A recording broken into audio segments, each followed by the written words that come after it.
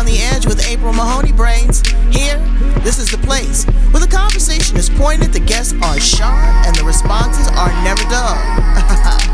Welcome home, Brains. Coming to you straight from San Diego, California.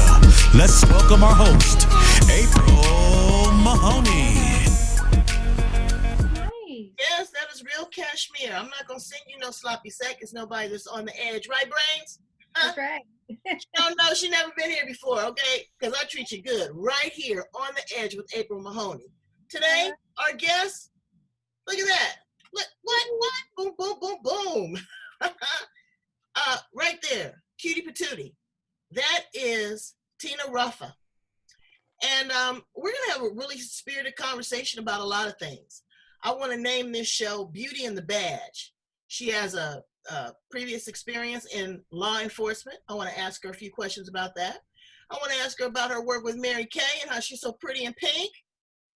But also she's a recovering alcoholic of 15 years. And we want to talk about that too.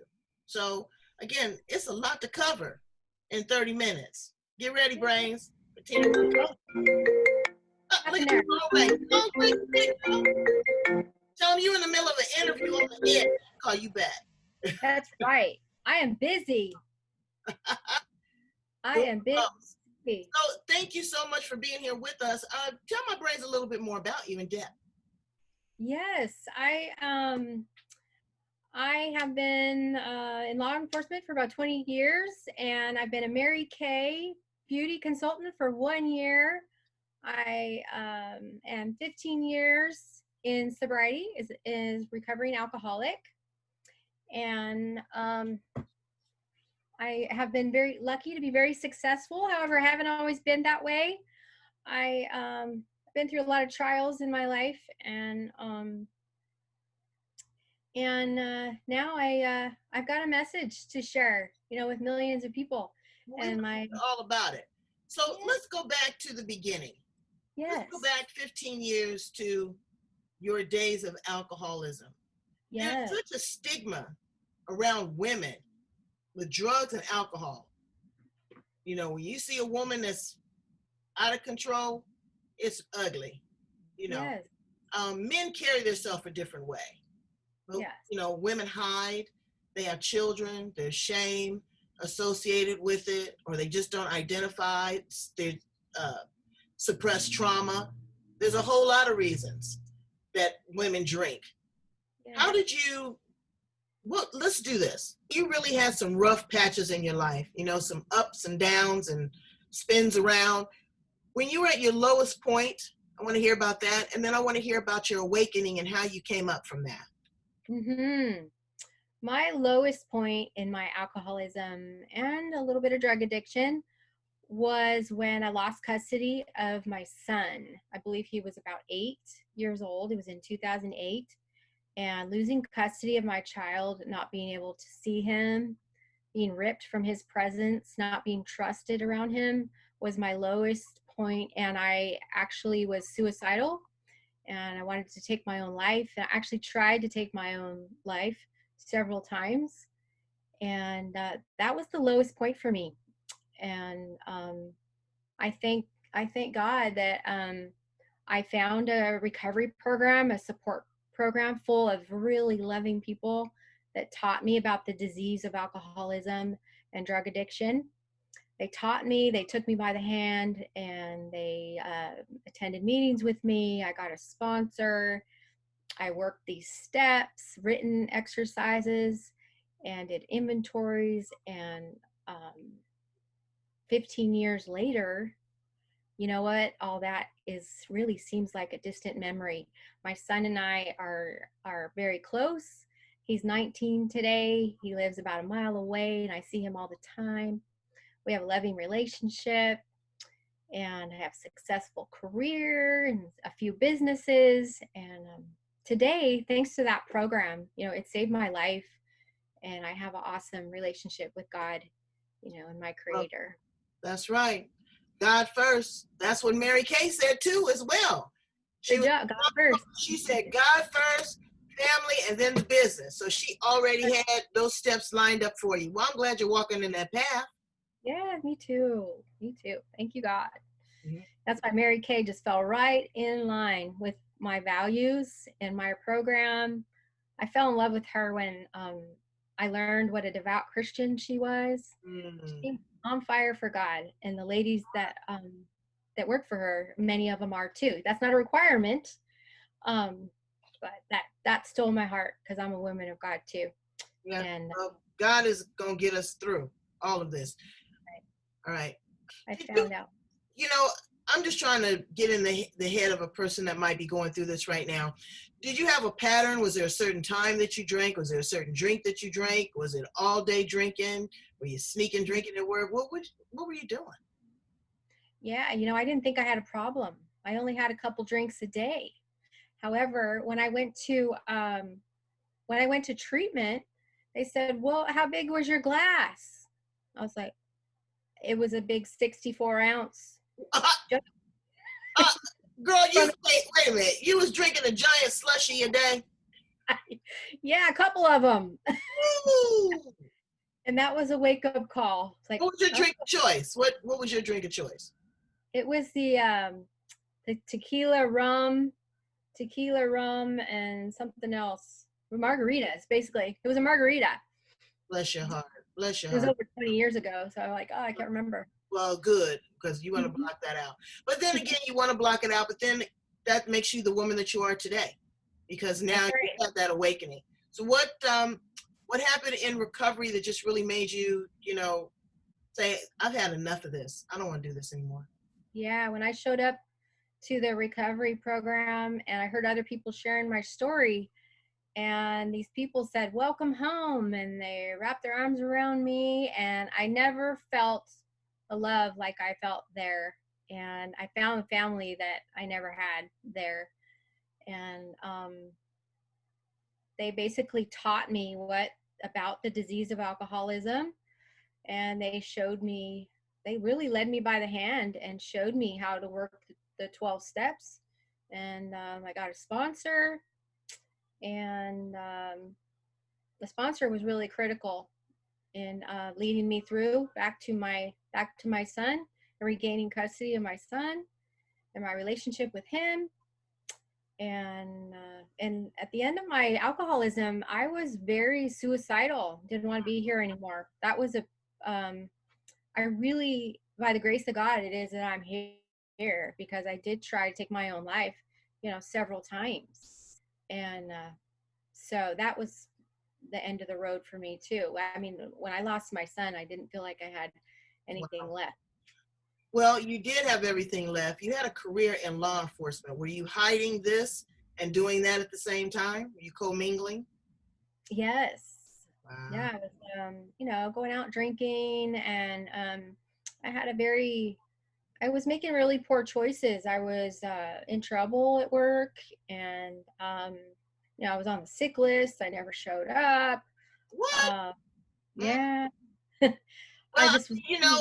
hell, if you drinking, a couple 64 ounces, you wouldn't show up, okay? I don't want you driving, doing any of that. You were doing way too much. All right, Way so too much. let me ask you a couple questions about law enforcement, just kind of overall, because I don't understand. And I have a G card. That's a ghetto card. Yes, I have a ghetto PhD brains, but I've never been arrested. Thank God. I've never seen the inside of a cell, never had to talk to a detective, none of that kind of stuff. Thank So, you, Jesus. yes, I know. Not even but well, no, that doesn't count when I served my jury duty. But anyway, when a person is taken into custody, I want to ask you a couple questions. Taken into custody, say a police officer, because I'm trying to give my brains an idea of what's going on in the world and to put it in context. And they Hmm. say that they are in protective custody. What does that mean? Does that mean that they're booked and they're put in isolation or solitary confinement, or they got a back office they put them in? What does that look like for a high profile, we'll say a high profile guest? Sure. Yeah, protective custody means they're placed in a segregated area that is for protective custody. So, and they do not mingle with general population inmates. However, I believe that's going away today. They're going to do away with that, as they already have at several institutions. But I So know that means that if a high profile guest gets in, they can go into Gen Pop? They can go with general population now? I believe they can. Wow. But That'll get their mind right. I'd have to double check that. I'd have to But double I check. don't know, because legislation is changing every second.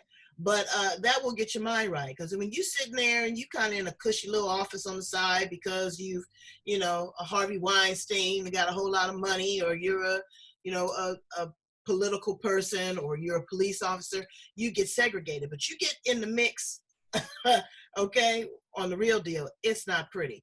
Okay, so can you explain to me what solitary confinement is? I had a guest on my show, Cece Espew, and she was in solitary confinement for 2 years. She said they kept the lights on the whole time. Oh. Now, what is a situation for solitary confinement? Do you have any idea what that might look like? I did not work in those areas. Oh, okay. Luckily, but my impression of solitary confinement is single cell. They're in one cell. I've seen the areas, and they have a cell all by themselves, very close, small quarters, one bunk, one locker, and they're in that cell all by themselves, Now, comparing one to the other, being in protective custody or being in solitary confinement, when you were in your alcoholic down spiral, where would you have found yourself? Yeah, luckily I didn't end up in custody. I mean, just as a metaphor. Yeah, a metaphor. As a metaphor, yeah, I would have been in solitary confinement. I ended up alone and in a very, very dark place, and protective custody, you're protected. You're with other people. You're protected from danger, right. But, and away from the danger of yourself. So now you go through all of this and you find beauty. Yeah. How did you find the Pretty in Pink with Mary Kay? Oh yeah, I love it. I was very by accident. A very, very close girlfriend of mine. I'm a little warm too. Very close girlfriend of mine. She said, "Will you support me and come to my Mary Kay party?" And I was like, "Mary Kay? That older lady that drove around in a pink Cadillac? Is that still around?"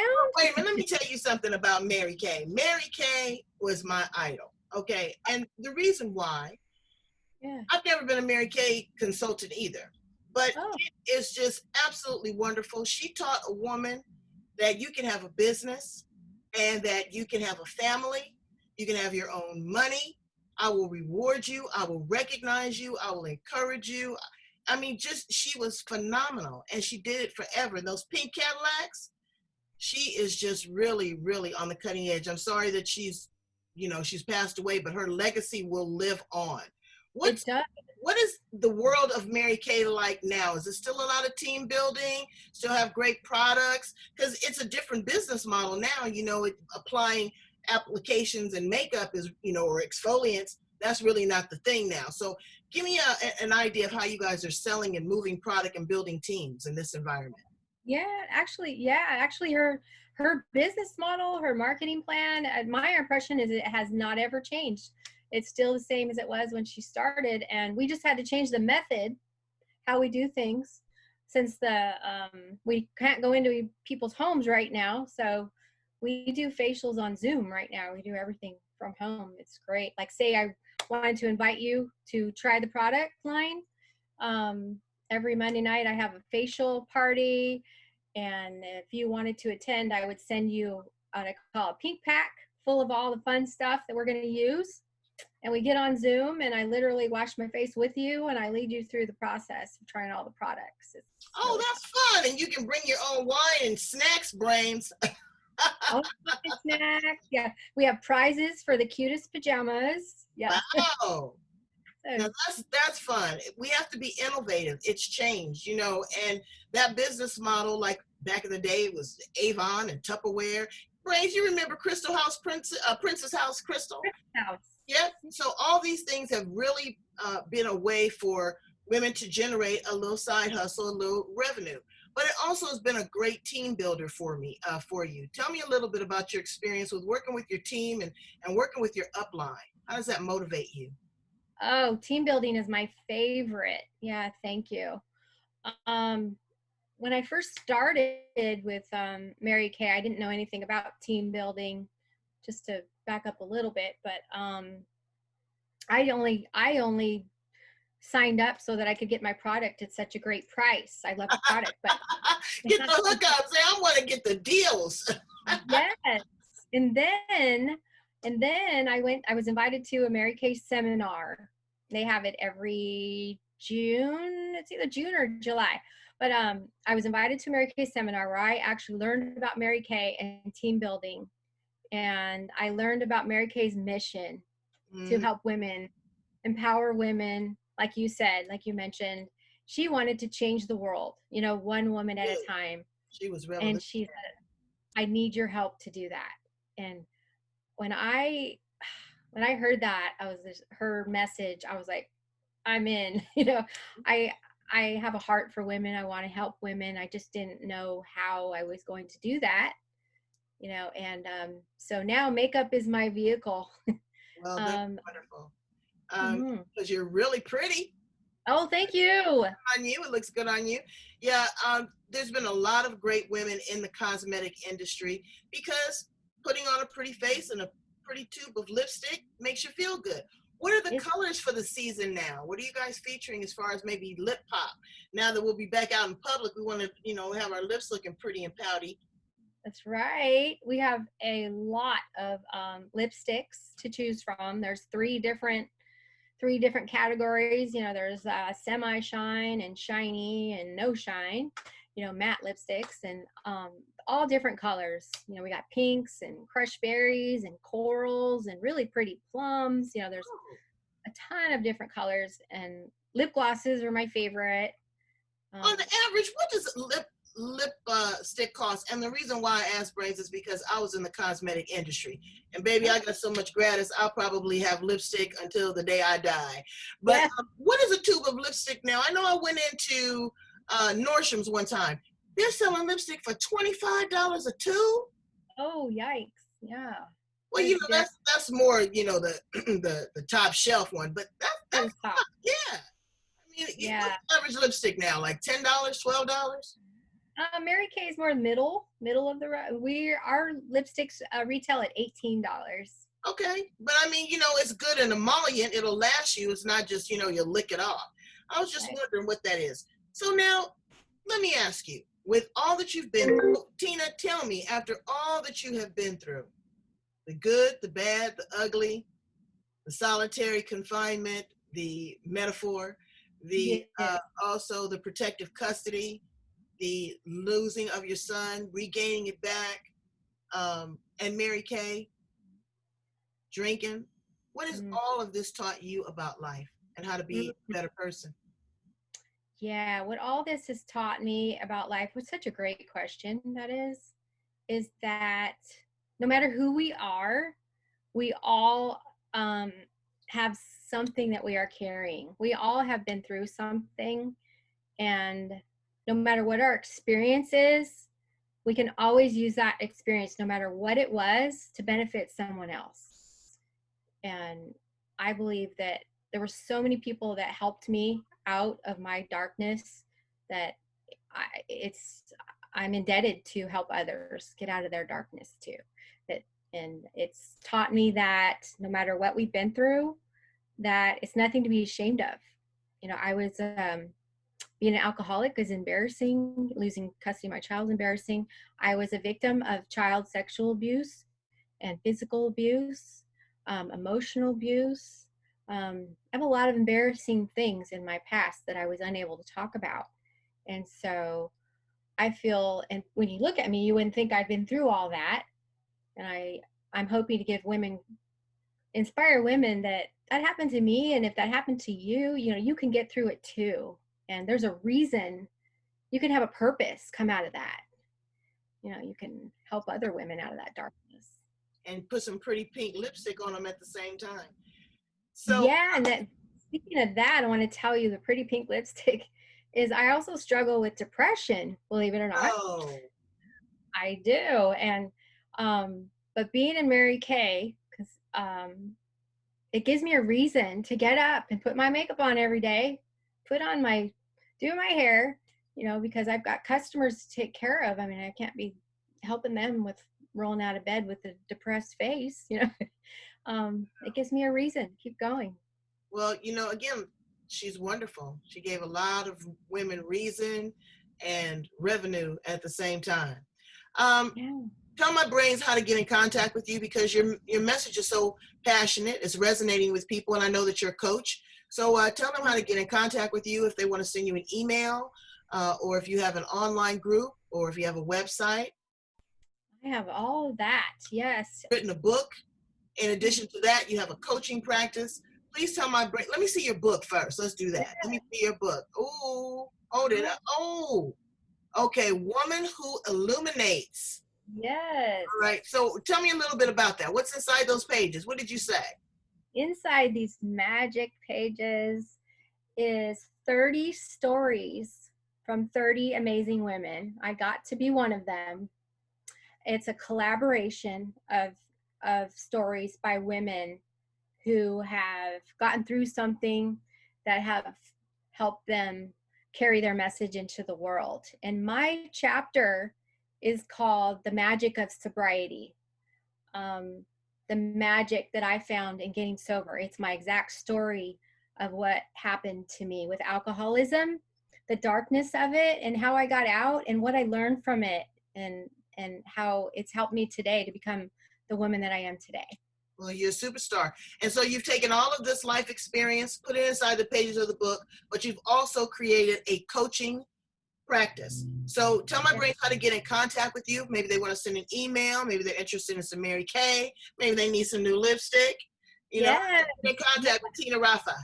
Yes, you can get in contact with me through email at raffaenterprises@yahoo.com, and that's RAFF like Frank A enterprises@yahoo.com. I do recovery coaching. I sell Mary Kay. I speak. I write. I do a lot of things. Yeah, well, she's a very, very wonderful person, and I'm so glad that you found the light at the end of the tunnel, and it wasn't a train. Yes, me too. And thank you for being so, heart-centered, sharing your story, your compassion with us, because it's really helped somebody. There's a sister out there that is just hanging on for dear life and just needs to know that she's not alone. Right. And that she can turn to a great person like you and listen to your story and know that if you made it through, that she can make it through too. That's right. All right. Thank you, my sister. I appreciate you. Thank you. I appreciate you. All right, friends, go subscribe to everything, okay? I know you hit the subscribe button. You have to. You keep coming back, and then you don't want to subscribe. Really? That's not showing me much love, and I've got big love for you. Thank you so much. Tina is sending us a copy of her book. We are going to put it in the monthly swag box, bag, $300 value. On the edge, you know how we roll in and out all the time, round and round. We keep it moving for you because we love you. Tina, again, thank you, and I wish you well, baby. You too. Bye-bye.